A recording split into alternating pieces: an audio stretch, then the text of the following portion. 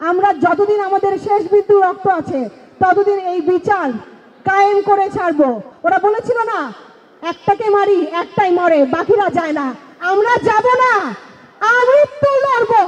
আমি জানি আমার সামনে যত ভিকটিমরা আছেন সবাই ছিলেন এই আন্দোলনে, এবং সবার এই অবদানের, এই আত্মত্যাগের ফলে আমরা আজকে এখানে দাঁড়িয়ে কথা বলতে পারছি।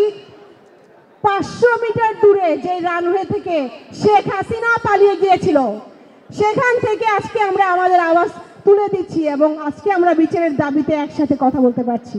আমাদের সকলের দাবি, আর পারপিট্রেটরস যারা, যাদের এগেইনস্টে অ্যালিগেশন, যাদের এই মহাকৌশলে যুক্ত ছিলেন, রাষ্ট্রীয় প্রধান শেখ হাসিনা থেকে শুরু করে প্রত্যেকটা আইন প্রয়োগকারী সংস্থা এবং আওয়ামী ফ্যাসিস্ট রেজিমের যেই লোকজন, যাদের মদদে আয়নাঘরে আমাদের ভাইদেরকে তুলে নিয়ে যাওয়া হয়েছে, নির্বিচারে টর্চার করা হয়েছে, যাদেরকে ইলিগালি কাস্টডিতে অ্যারেস্ট করে রাখা হয়েছে, এবং যারা ফেরত এসছেন আমি তাদের জন্য শুকরিয়া জানাই, এবং যারা ফেরত আসেননি এবং জুলাইয়ে আরও যারা শহীদ হয়েছেন তাদের প্রত্যেকটা হত্যার বিচার আমরা চাই।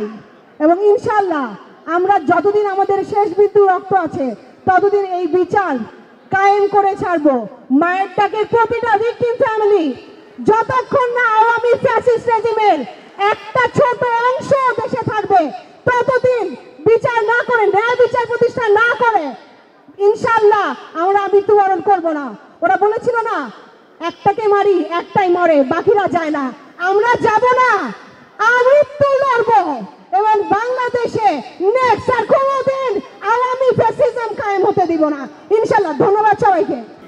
তারপরে গুম কমিশনার বিভিন্ন ধরনের মিডিয়ার মাধ্যমে আপনারা যে বক্তব্যগুলো দিচ্ছেন, এখন তদন্ত চলাকালীন সময়ে কোনো বক্তব্য মিডিয়াতে প্রকাশ করার কোনো এখতিয়ার নাই আমরা যতটা জানি, কিন্তু দেখা যাচ্ছে আপনারা মিডিয়াতে এসে বিভিন্ন ধরনের কথা বলছেন, অথচ গুম নিয়ে আমরা কেন মামলা করছি না সেটা নিয়ে আপনারা বেশি। আমরা তো সেই 12 সালে আমরা জিডি করেছি এবং হাইকোর্টে রিটও করেছিলাম। তো আজকে আমার প্রশ্ন, যে বর্তমান সরকার যে কাজ করছে বলছে, তারা এই মানবতা বিরোধী অপরাধের জন্য রাষ্ট্র কেন বাদী হয় না? এটা তো উচিত ছিল, আমরা মনে করি যে রাষ্ট্রবাদী হয়ে এটার বিচার করা। এখন এখানে 700-800 মানুষ গুম হয়েছে, তাদের পরিবার প্রত্যেকেই মামলা করতে করতে, তখন মামলা করে মামলার ফলাফল বা মামলার তদন্ত কতদূর যাবে এ বিষয়ে আসলে আমরা আশ্বস্ত না।